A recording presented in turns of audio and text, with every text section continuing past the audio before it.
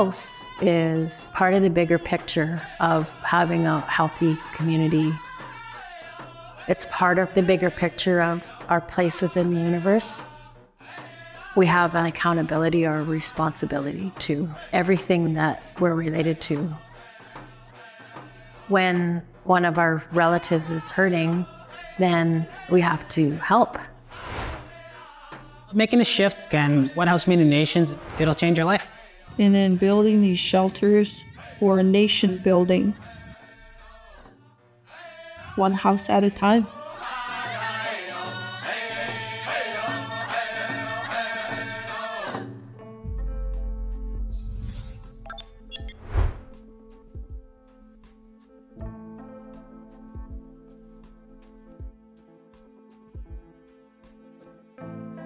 I grew up knowing and understanding that women have jurisdiction over land and water.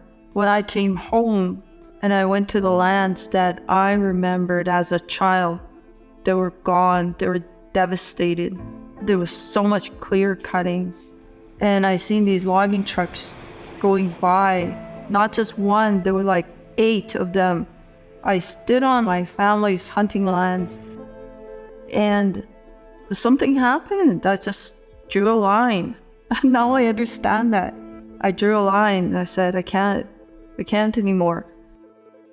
I met with some elders in Musqueam, and the elders sat with me and they said, we had to defend for all children, not just the human children, but children of the animals, the trees, the plants, the winged. And one of our most powerful laws is called Natamaoson, and that's what we invoked at the time when Idle No More began, and we had the support of elders. After that, I ran for chief on my reserve. I thought, I want to go house. That was the worst and best decision I ever made. Like, I ran from a couple of dogs and, stuff like that. I was driving by this one house. It was right behind the church, but there was a vehicle parked there. And I thought, I said I was going to try and go to every house. And it looked like a chicken coop. And I knocked on the door, and this voice came. They said, "Bishtawi." And it was already September, and it was almost cold. I walked in, and there was this man sitting there. I was almost afraid to go in because the ceiling was looking really precarious and like it wanted to collapse. And then he told me that he had been homeless and built that shanty 16 years ago. A couple of days after that, I couldn't get him out of my mind. The fact that he was sitting there in a structure that looked like it was going to collapse really bothered me. It's against our laws as Nihilo to walk away. So I went to a group of phenomenal people that I work with. Dr. Alex Wilson was one of them, and we said, yeah, let's do something. Right away, when Sylvia started talking about the issues of the housing crisis in our community, the rest of us said, same thing is happening in our community. So we know that this is a symptom of colonization. Our role from the beginning is to educate people about the impacts of colonization that are continuing. And this is a big one of them. It wasn't just building one house, it was about building nations, our own nation. We came up with One House Many Nations. And then Alex started cold calling builders, and they began to build a home for this gentleman. So when we delivered it, it was a beautiful act of love on our part. This gentleman would sleep in that house and then go back to his shanty. Like, for about 8 months, he was back and forth like that. I was wondering how come he wasn't moving in. And then he said, the longer I'm homeless, the less human I feel. When a human being has been devalued and dehumanized for a long period of time. And this gentleman attended residential school. They have a difficult time to feel worthy of a beautiful gift. I think about 10 months into 11 months, almost a year, I went to visit him that one day, and then he said he started seeing a therapist, which blew my mind. He finally found that place inside of him to feel worthy. It was really, really powerful to see him taking ownership of his home.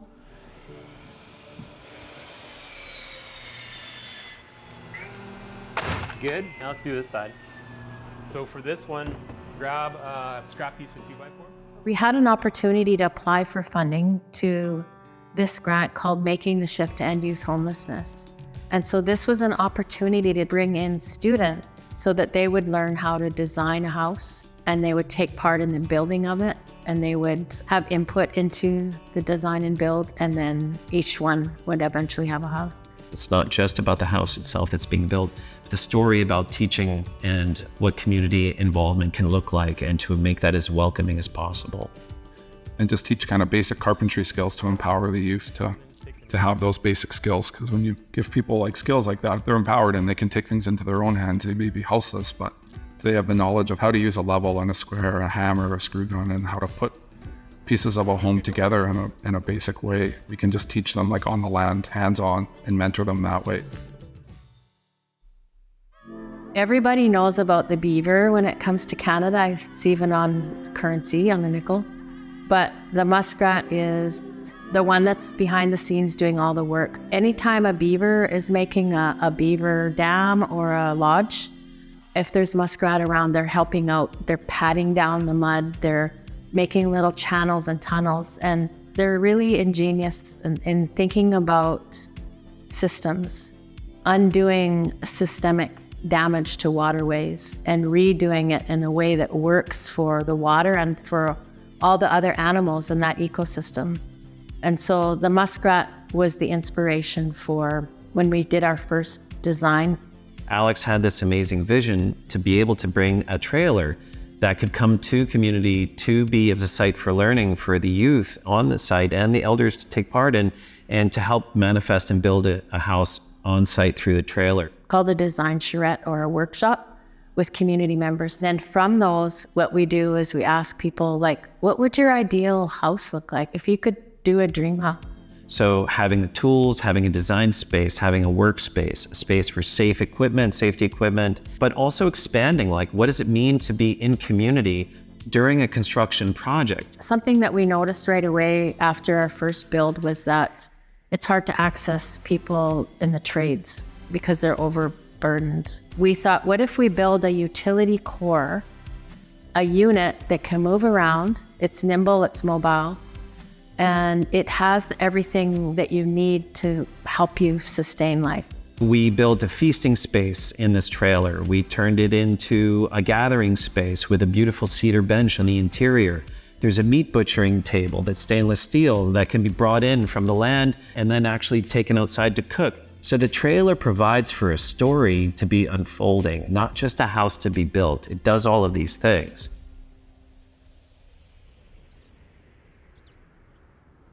Some of the youth that we work with, they come from generational homelessness.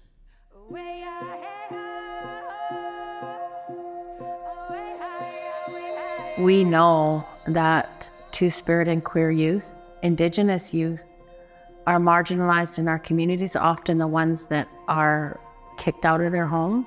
Where they didn't have a place to stay or they're couch surfing. They really connect in that way about building this house. They're learning the skill to look after their homes and the tools that come with it. They buy in day one. And if you were here in September, you'd see all of our students on shifts because we have 30 students in the first month. It was very eye-opening, and like there was different techniques of making it an actual building. They can learn a whole entire new set of skills that they didn't even know about before, like survival skills, like taking care of themselves, their home. Steel sidings, steel roof. I'm still trying to learn that part too. We're doing blueprinting on computers, designing our own tiny home. Building relationships with new people. I've learned to be so more secure with myself, broke out of my shell basically. They're part of a research project. So we research how we're building houses. We research the participants and how they're living in the homes and if they're living in it effectively or what's not working or what is working. And we get feedback from them. Guardian had a cat and he says, I want a cat gangplank so that the cat can walk around the tiny home. And so we put a gangplank in for the cat. It felt good when I bring people over. They noticed my little stove then. They didn't expect to see a little stove in a tiny home. Input to how it's built is important so that they can take pride and ownership in it and be more comfortable in living in it. Today we are finishing off the tiny home for Walter. We're in the parking lot at Nutana Collegiate in our outdoor classroom. The project started September 1st, and today's date is July 4th, and we're just finishing up. So it's been about 9 months. It's going to be very exciting. A big truck's going to come. It's called a lowboy, meaning that it's got a lower section, and the house is going to be put up on the tow truck, and then it is going to be driven to Big River First Nation. 50 or 60 people have touched this home in the last 9 months. And that's pretty amazing. It's not just our students, it's their families, it's their kids, it's their guardians. The whole thing will be a ceremony because it's coming home.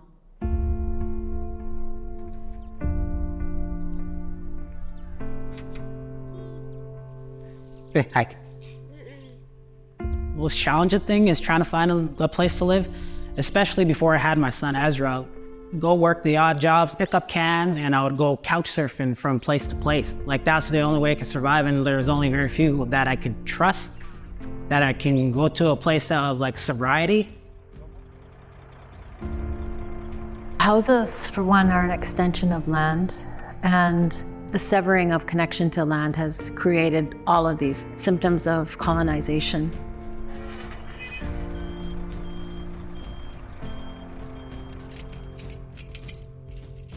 When you sever a connection to land, you're not just severing language, you're also severing the knowledge of how to take care of one another. And we've been able to maintain that for tens of thousands of years. It's part of our ongoing creation. Seeing a lot of my family members, including me, going through intergenerational trauma, it was normalized for us. For those of us in One House, Many Nations, we all have a piece in repairing that severing. Can I show you the house? They were able to get it on the truck. Yeah, I gotta be in mushroom mode here. That is awesome. That's coming tomorrow. The fact that they have a home, they're able to think about dreaming again, about their future, about their goals. Everybody has a place, and it's wrong that that has been changed. So we're the movement to undo that.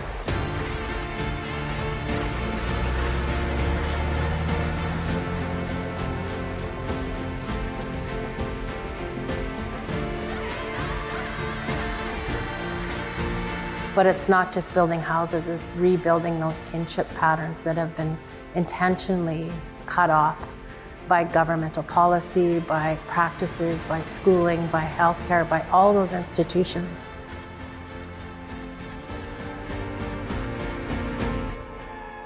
This is really about sovereignty and our rights as Indigenous people in our own land.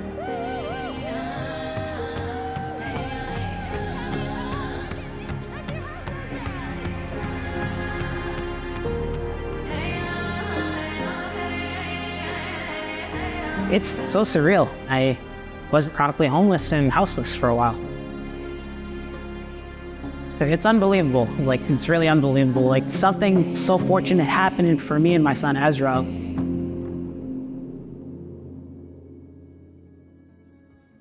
I'm understanding the power of being able to stay in your own ancestral land and retain your language. We have to make systemic change, and housing is one of the ways through that. If we can do this, you can. And I can guarantee you, not too far away from where you grew up, there's an organization that's working at a grassroots level that may be struggling like for funding or expertise, and donate some of your time. I tell people about this every day and like, I've never heard about this. What I'm doing should be known so that it can pick up and we can make more awareness to this. It's amazing to be here in person, to see how the process of getting the house from where it was made to where it's going to be lived. In my role as a professor, as an academic, and as a settler in this place, it's a chance for me to push the needle in the direction that I feel things should have been going. It is a humbling experience, but it is an empowering one at the same time. It's a privilege to be educated as an architect, go through the university system, but to repay that, I think we, as public servants, we have a responsibility, I think, to serve communities. Here we're working with communities so that the knowledge and expertise is co-created, co-collaboration. We're leaving something with the community and for the community, and we're sharing in that knowledge generation using Indigenous ways, land-based learning. It's quite remarkable. Getting to know everybody and getting to see the work that's being done. I'm so honored to be a part of this, and there's so many ways to help our people. I love it. And what we're doing is we're following our ancient laws. In the language, it's called Yumanti. What that word means is you know how to act like a relative. I hope that in the future that these young people will recognize that, and then building these shelters for a nation building, one house at a time.